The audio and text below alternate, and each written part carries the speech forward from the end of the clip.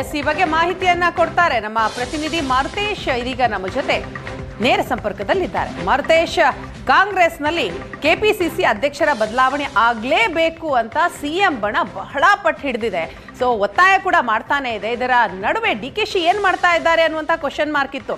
So ಈಗ ನಿನ್ನೆ ದೆಹಲಿಗೆ ತೆರಳಿದಂತಹ ಡಿಕೆಶಿ ಯಾವ್ಯಾವ ನಾಯಕರನ್ನ ಭೇಟಿಯಾದ್ರು, ಕೆಪಿಸಿಸಿ ಅಧ್ಯಕ್ಷರ ಬದಲಾವಣೆ ಬೇಡ ಅನ್ನೋದಕ್ಕೆ ಏನ್ ಕಾರಣಗಳನ್ನ ಮುಂದಿಟ್ರು, ಅದಕ್ಕೆ ಹೈಕಮಾಂಡ್ ನಿಂದ ಬಂದಂತಹ ಪ್ರತಿಕ್ರಿಯೆ ಏನು?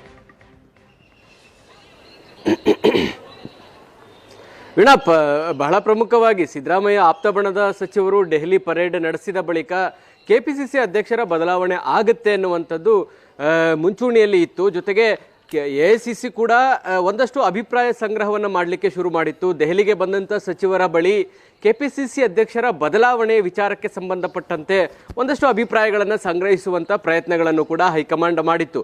ಸೊ ಇದನ್ನು ಅರಿತಂಥ ಡಿ ಕೆ ಶಿವಕುಮಾರ್, ನಾನು ಈಗ ಹೋಗಿ ಹೈಕಮಾಂಡ್ನ ಮುಂದೆ ಪ್ರಬಲವಾಗಿ ವಾದ ಮಂಡಿಸದೇ ಇದ್ರೆ ಕೆಪಿಸಿಸಿ ಅಧ್ಯಕ್ಷ ಸ್ಥಾನವನ್ನು ನಿಶ್ಚಿತವಾಗಿಯೂ ಎಐಸಿಸಿ ಬದಲಾವಣೆ ಮಾಡೋದು ಖಚಿತ ಅನ್ನುವ ಅಭಿಪ್ರಾಯವನ್ನು ಅಥವಾ ಆ ಥರದ ಒಂದು ಸಾಧ್ಯತೆಯನ್ನು ಅರಿತಿರುವಂಥ ಡಿ ಕೆ ಶಿವಕುಮಾರ್ ನಿನ್ನೆ ಹೈಕಮಾಂಡ್ ನಾಯಕರನ್ನು ಭೇಟಿಯಾಗಿದ್ದಾರೆ. ಕೆ ಸಿ ವೇಣುಗೋಪಾಲ್ ಜೊತೆ ಸುಮಾರು 45 ನಿಮಿಷಗಳ ಕಾಲ ದೆಹಲಿಯಲ್ಲಿ ಭೇಟಿಯಾಗಿ ಮಾತುಕತೆಯನ್ನು ಮಾಡಿದ್ದಾರೆ.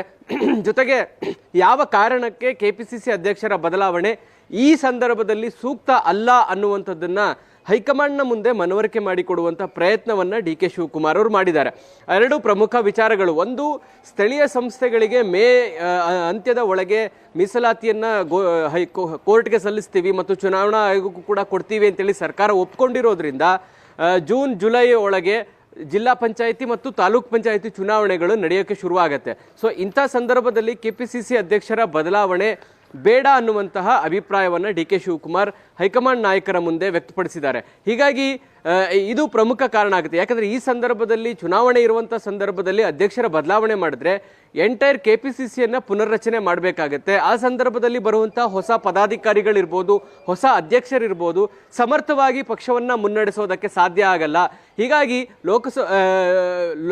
ಜಿಲ್ಲಾ ಪಂಚಾಯಿತಿ ಮತ್ತು ತಾಲೂಕ್ ಪಂಚಾಯಿತಿ ಚುನಾವಣೆ ನಡೆಸೋ ತನಕ ಅವಕಾಶ ಮಾಡಿಕೊಡಿ ಅನ್ನುವಂಥ ವಾದವನ್ನು ಮುಂದಿಟ್ಟಿದ್ದಾರೆ. ಇದಕ್ಕೆ ಪೂರಕ ಅನ್ನುವಂತೆ ಕೆಪಿಸಿಸಿ ಪದಾಧಿಕಾರಿಗಳ ಬದಲಾವಣೆ ಕೂಡ ಮಾಡ್ತಾ ಇದ್ದೀನಿ.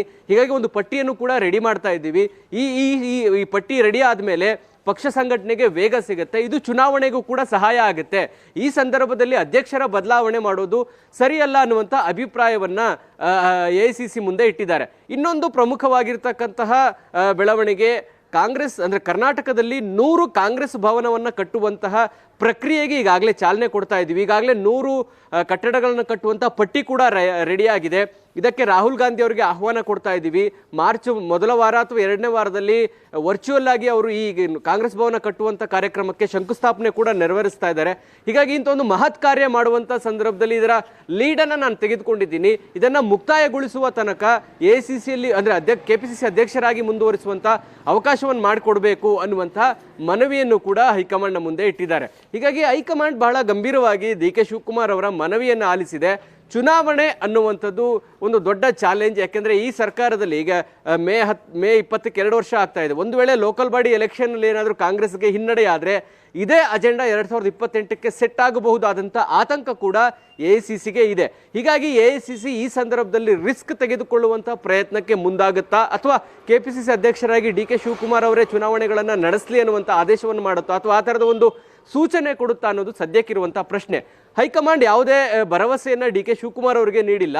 ಆದರೆ ಅವರ ವಾದವನ್ನು ಮತ್ತು ಅವರ ಕಾರಣಗಳನ್ನು ಬಹಳ ಗಂಭೀರವಾಗಿ ತೆಗೆದುಕೊಂಡಿದೆ ಅನ್ನುವಂಥ ಮಾಹಿತಿ ಮಾತ್ರ ಇದೆ.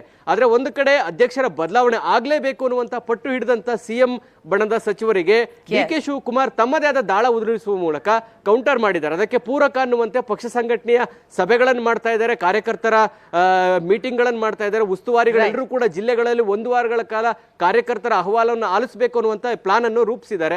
ಈ ಎಲ್ಲ ಬೆಳವಣಿಗೆಗಳ ಹಿನ್ನೆಲೆಯಲ್ಲಿ ಕೆಪಿಸಿಸಿ ಅಧ್ಯಕ್ಷ ಸ್ಥಾನವನ್ನು ಭದ್ರಗೊಳಿಸುವಂತ ನಿಟ್ಟಿನಲ್ಲಿ ಡಿ ಕೆ ಶಿವಕುಮಾರ್ ಕಾರ್ಯತಂತ್ರವನ್ನ ಮಾಡ್ತಾ ಇದ್ದಾರೆ. Veena, yes, thank you Maruthesh ತಮ್ಮೆಲ್ಲ ಮಾಹಿತಿಗಾಗಿ.